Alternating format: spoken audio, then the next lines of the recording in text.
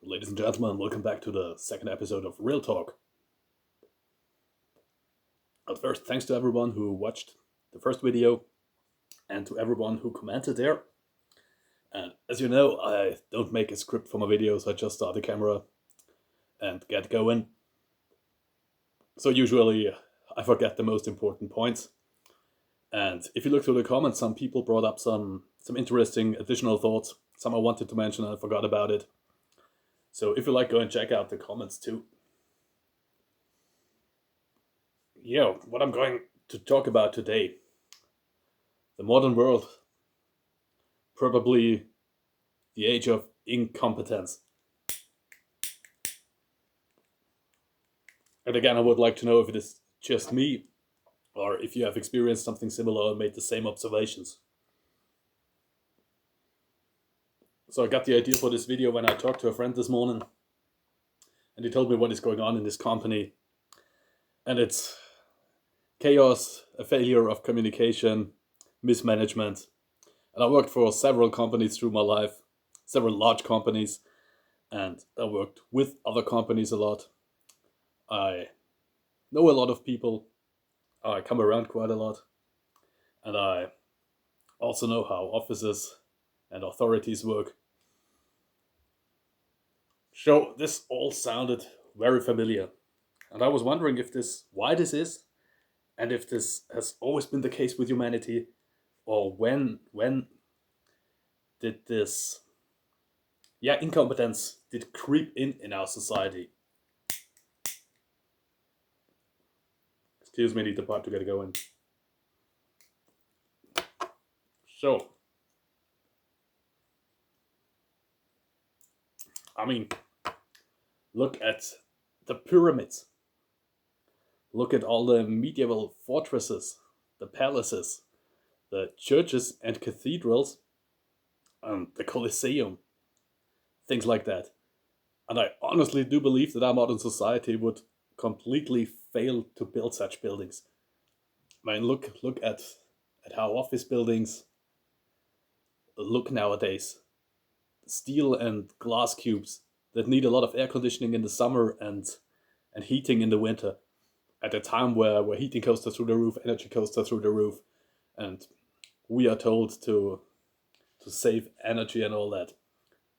Just one facet of these insane times we are witnessing. So back to the corporate level. Have you ever wondered why good people, good workers, usually never get promoted? And sometimes they are slapped off altogether? One thing is the guys in management to hate competition. They would not promote a good person, a competent person, a qualified person, because they see such people as a threat. No one would like to put a competent person next to him that could be a danger to his position and take over his position likely. So that's why rather incompetent people do get promoted and climb the ranks. Bosses don't like thinking people. That's my observation. They don't like people who just say yes, obey orders, no matter how stupid. And those are the people that usually climb the ranks until something goes wrong. They can't blame anyone below them, and then the head rolls too and they get slapped off too, sooner or later. So this is why the higher up you get, the more incompetent people get at times.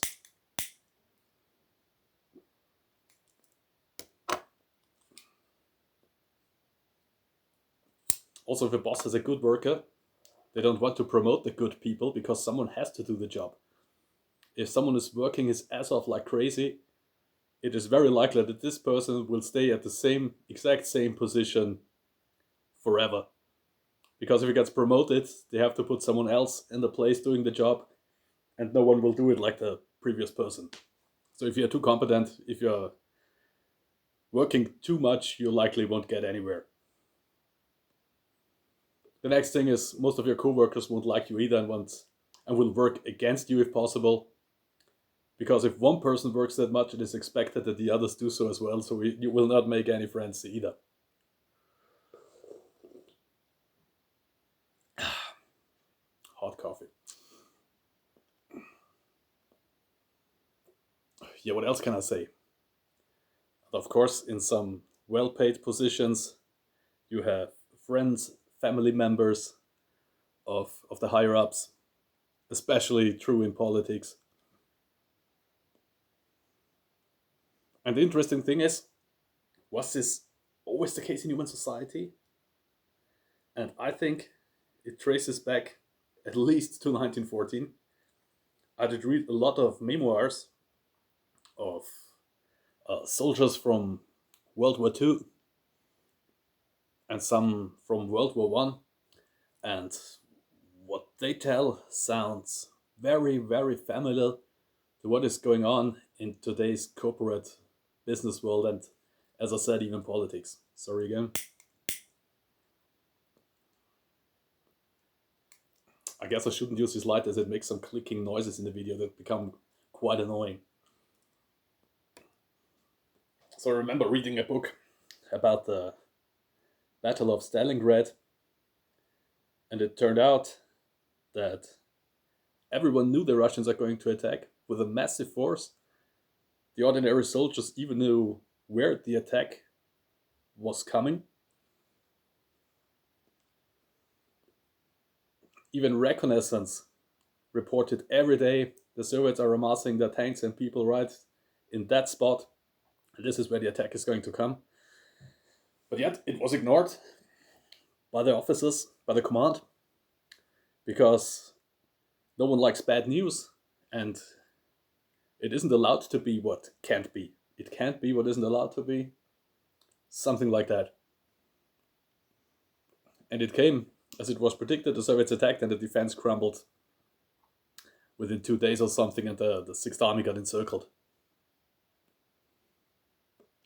And to the lower ranks, everyone knew this is going to happen.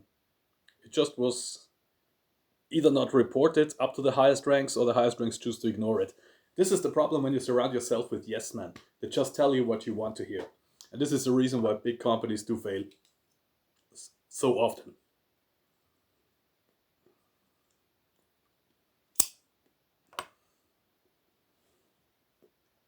Another example are the memoirs of a soldier from World War One in the Austro-Hungarian army. And this was exactly as I told you before. He was a machine gunner, or commanding a machine gun and its crew. And although he was highly decorated, he saw many battles, he never got promoted and moved to a different position. And when he asked why, he was told he's the only competent guy they have. They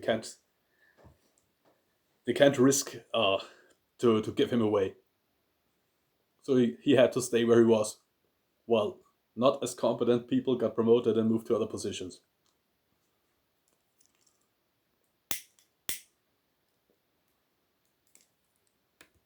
He also described desperate attacks on enemy positions, fortified enemy positions, that were doomed to fail right from the start. Everyone knew it.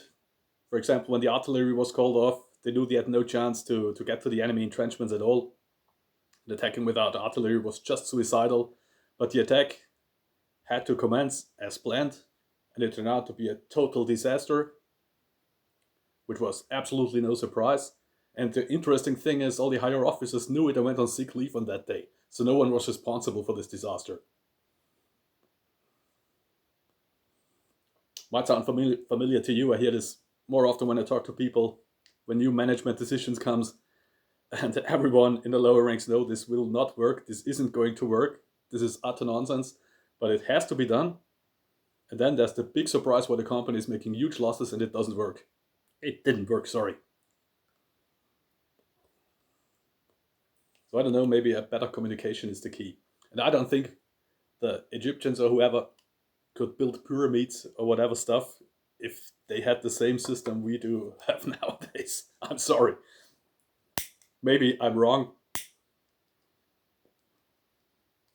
but that's the way I do see it. And a lot of companies that went bankrupt, that folded, when you talk to the workers, everyone knew this is going to happen. And usually no one did understand the management decisions.